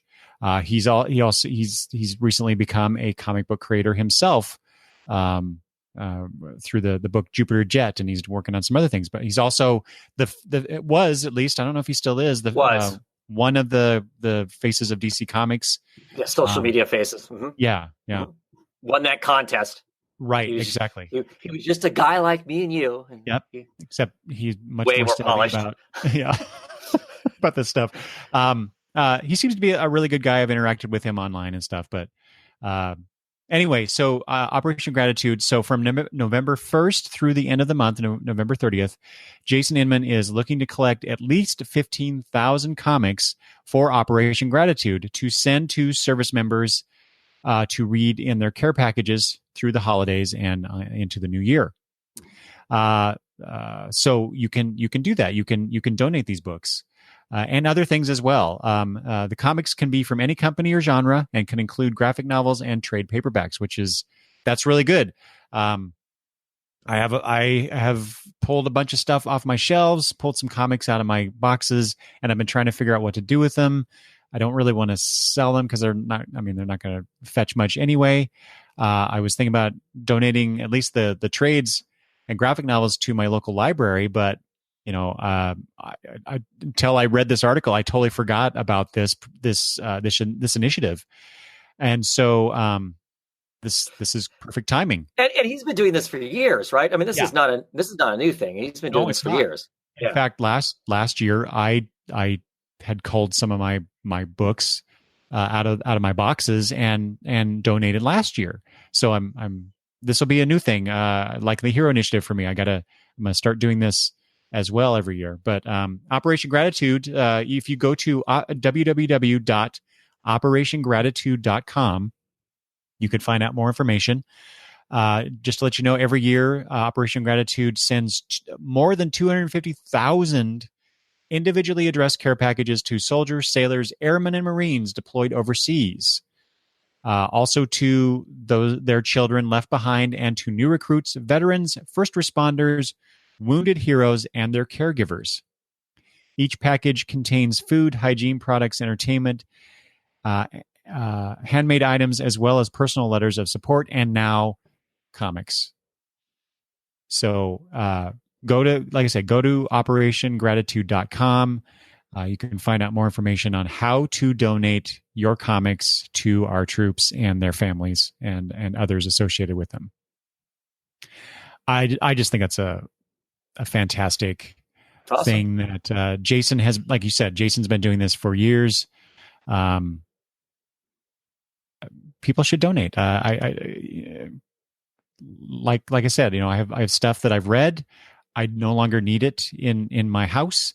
So what better way to share the love of comics than to donate those books to people who want to read, and you never know. A person who's serving gets this care package and contains comics. Perhaps he or she has never read comics, and they fall in love with them, and maybe pass that love on to their kids. So anyway, all around a great idea. I want to thank Jason Inman for helping to organize that and getting the word out. So anyway, go buy those Hero Initiative variants and donate your comics to Operation Gratitude. That should be your gift to the world this year. For sure. All right. Do you have anything else to say about that, Travis? No, I mean, it's a great thing. I mean, I just can't imagine, especially if you're, like those service members who are overseas someplace where you clearly don't just have your general access to stuff and whatnot, get something like that does kind of, is a break from the other stuff you got going on with their jobs and whatnot. I would think would be great. I mean, that's in my head anyway, imagining, getting something like that that's completely different or whatever would be awesome. Yeah. And the Hero Initiative stuff, if you're not interested in the variant covers, you can go to the Hero Initiative website and just flat donate money. I mean, you don't have to buy a product from them. They take donations. So yeah, and it doesn't have to be like during the holiday season. You can do it anytime. Exactly, because they're constantly. I mean, we're always hearing about creators, especially the older creators who, aren't producing stuff now, so they're not like they're making lots of money and whatnot. And especially if they live here in the United States, where healthcare is expensive and whatnot, that need stuff. I think Phil Hester used the Hero Initiative stuff to help him get new eyes. I think his new corneas and stuff. So, I mean, it's out there and it's helping the people who are producing great stuff for us. So, right. For sure. Right. Yeah. So, and so the official website for Hero Initiative is heroinitiative.org, O-R-G. Right. So, and like I said before when we were talking about this, if you go to longboxreview.com and click on the Hero Initiative Challenge tab, that button at the top of the page, there's more information there about that as well. All right. I think that's it, Travis. Are we done? No more news? I think we're done. News is done. So like I said, at the top of the show, Travis and I had talked as we were planning this, whether or not we were going to have anything to talk about, and not to mention maybe not talk long about it. And yet we've spent, I think, about 2 hours doing it. Yeah. So, a normal episode for us. Yeah. We're never short of opinion regardless of the subject. Jeez. Yeah. So if anybody has any comments about the news that we have discussed, or things perhaps that we did not discuss, that you would like us to be aware of, and also what you think about those things, you can always do that by leaving comments below or at the website longboxreview.com. You can also email me at longboxreview@gmail.com. Travis, how can people get a hold of you, and where can they view your comic book stuff? So I was trying to say comic book opinion, but it's not really opinion. I mean, it's not just opinion. It's sure your comic book discussion. That's the word I was looking for. There you go. Go ahead. So largely on YouTube, Odd Phil's Thoughts. And I am on Twitter. You can get a hold of me on Twitter. I'm a little quiet right now, but I am still around. On Twitter, unfortunately, I have not changed my name to match everything else that's on Phil's Thoughts.